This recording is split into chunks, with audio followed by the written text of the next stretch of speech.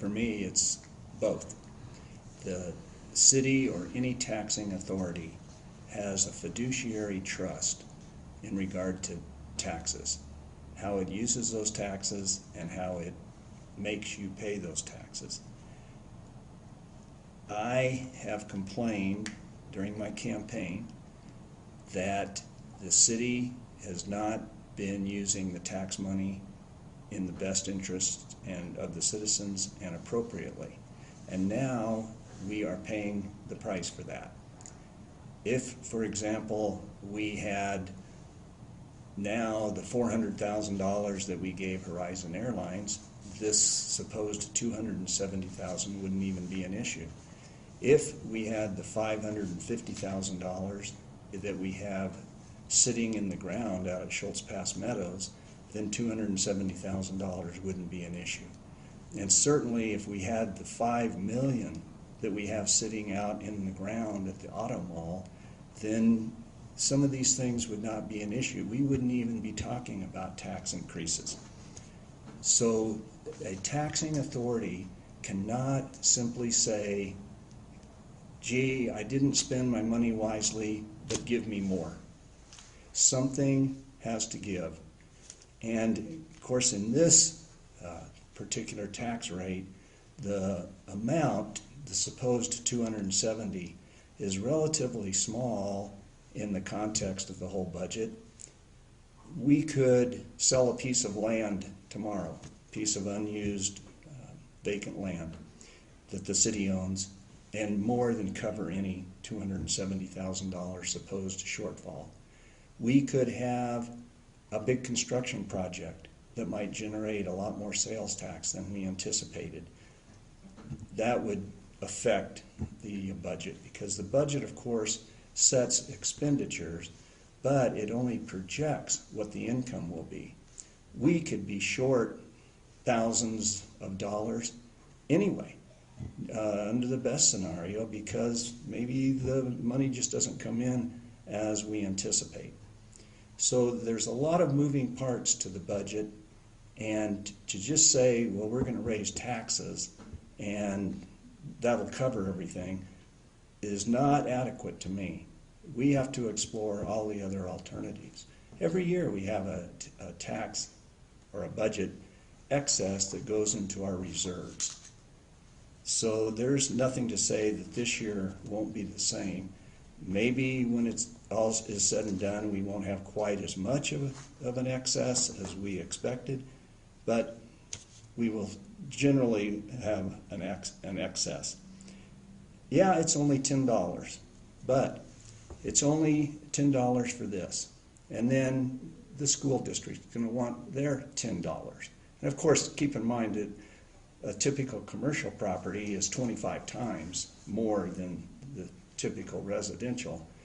And then, you know, the county is going to want theirs. And then the city is going to go to the voters and say, well, we want you to approve this bond issue. And that's only $10. And pretty soon, all of the different taxing authorities and all the requests start to add up. So to say, yeah, it's only $10 gets me more back to the philosophical question of, you don't get $10 unless you can demonstrate that you have used your past money wisely and in the best way you can. Mr. Oravits? Well, it's both for me as well. But first I want to say, you know, there's been a lot of misinformation out there about this. We simply voted on June 19th not to raise the tax rate. We didn't cut the tax rate. We kept it at 2012 levels. And as I've shown, I've gotten information from the city manager and from staff that no tax increase. The residents of Flagstaff are going to save $270,000 on their tax bill. As a result, we still have a balanced budget. Our bond rating is not negatively affected, and that's straight from the city manager. And we still have over an $8 million reserve available. So with that said, I just wanted to clear that up because there's been a lot of misinformation out there. But I believe that if you leave as much money as possible in the hands of the private sector in this case $270,000. They will use that. These are your neighbors and your friends and business owners and residents. They're going to use that to buy goods and services in Flagstaff. They're going to use that to employ people. And while some people might say it's only $10, as the mayor pointed out as well, it's $10 on top of $10 every year. Now the city was projecting 2% tax increases every year for the next 5 years. That's compounded, of course, over the years. That's millions of dollars that we're diverting from the private sector and putting into the public sector. Now, contrary to some things being said, I never signed a no tax pledge. I don't believe that we should never tax. I just believe that in this case, at the end of the year, we will still have a balanced budget, and there's still going to be items that we probably won't approve that the previous council may have budgeted for. That's typically how a budget year works. So we don't have to cut anything to maintain the balanced budget. So we're going to be in good shape, and I think this is a win-win for everybody in the community.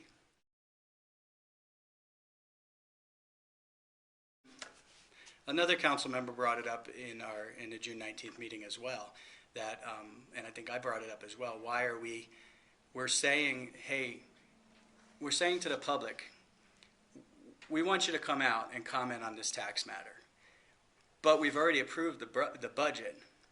But when you come out and say you don't want your property taxes increased, we say, sorry, we've already done the budget. So it's kind of a catch-22. So can we change the timing of when we do that tax vote? I would think it would make more sense for the council that approves the budget to do the tax issue. I'm not sure of all the legalities due to the truth in taxation statements, but it probably would be a better arrangement in the future. It would be possible to even have a contingent budget, where if you are going to set your budget on a given tax increase, then perhaps there would be a contingency. If that tax increase does not go through, then what will our budget be? And then that whatever adjustments have to be made could be addressed early on. And certainly in this case, where the council had some forewarning because of the no vote by Mark Woodson and Scott Overton clear back at the budget hearing dates, the council had some idea that maybe this would not fly when it came to the new council.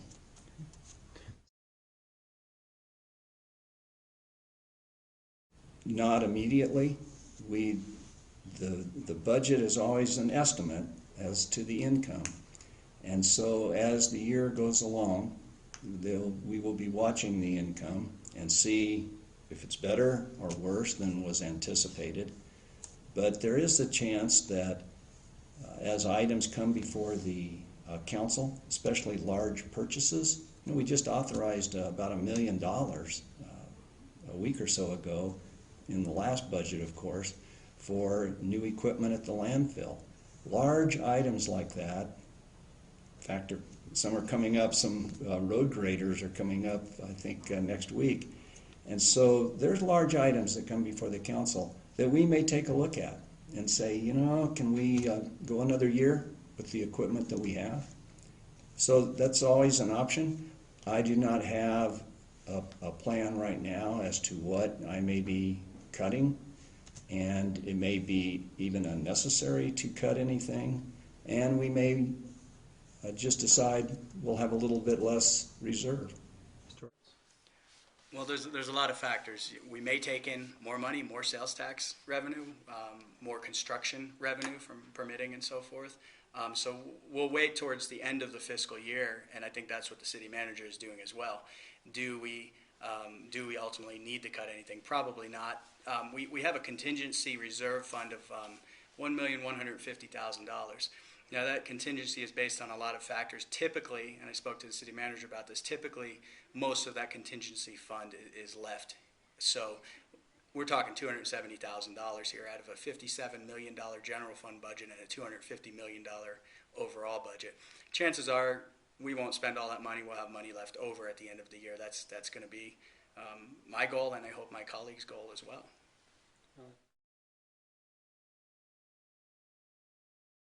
What it comes down to is, you know, over the past decade, property taxes have doubled.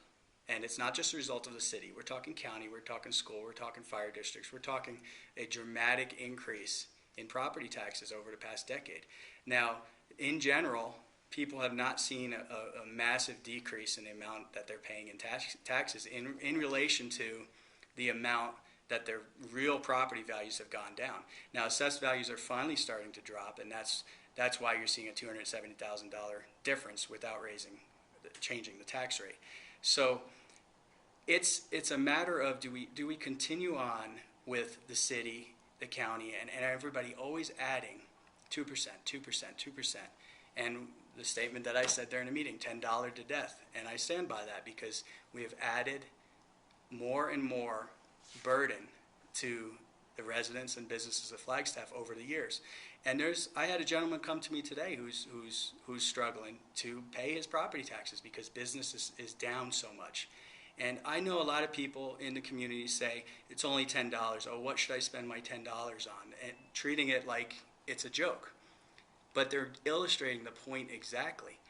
They're saying, well, maybe I'll go spend my $10 on, maybe I'll forego my 2 trips to McDonald's. Well, doesn't that illustrate the point exactly that you are taking money out of the private sector? You're withholding $270,000 from the private sector and putting it into the government sector. We need to keep as much money circulating in the private sector as possible to help our economy. Whether it's $270 this year or another $270 next year, it adds up to millions of dollars over time. Right now, I'm not familiar enough with the budget and everything that could possibly be cut to say that I want to reduce the taxes below the level that they were last year, the tax rate. But I am certain that I don't want any increase. My goal would be to decrease the property tax if there's any way possible and still be able to fulfill our essential services. Gilbert, Mesa, Page, there's a number of cities have no primary property tax. Okay, how do they get away with that? How do they make ends meet?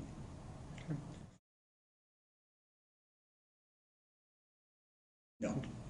No, not at all. I mean, to be honest with you, we look at what's in the budget right now, and do we need to laser level our infield ball fields right now during one of the worst economic crunches since the Great Depression? I play softball, but do we need to spend tens of thousands of dollars on that?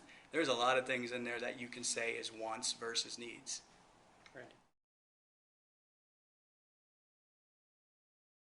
Well, 2%, it's been a 2% increase typically per year for the county and the city. You've also had health districts, and you've had FUSD issues. You've had bond issues that have added to it. Right. But your correlation, your property values go up, but then they dropped by 30, 40%.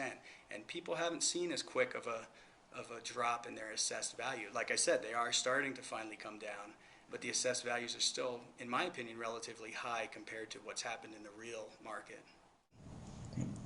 I think you've hit on a good point. When property values were going up, the tax rate did not come down. Now, when property values are going down, the tax rate's going up. So it's a one-way street. It's the city saying, when your property is going up and you're paying more taxes, that's great. We'll use it. We'll find a way to spend it. When your property values go down and we're getting less tax, we'll increase the rate so that we're still getting as much as we were before. And I have a problem with that. My position is you don't raise taxes until you get to the point where you cannot adequately fulfill what you consider to be your essential services.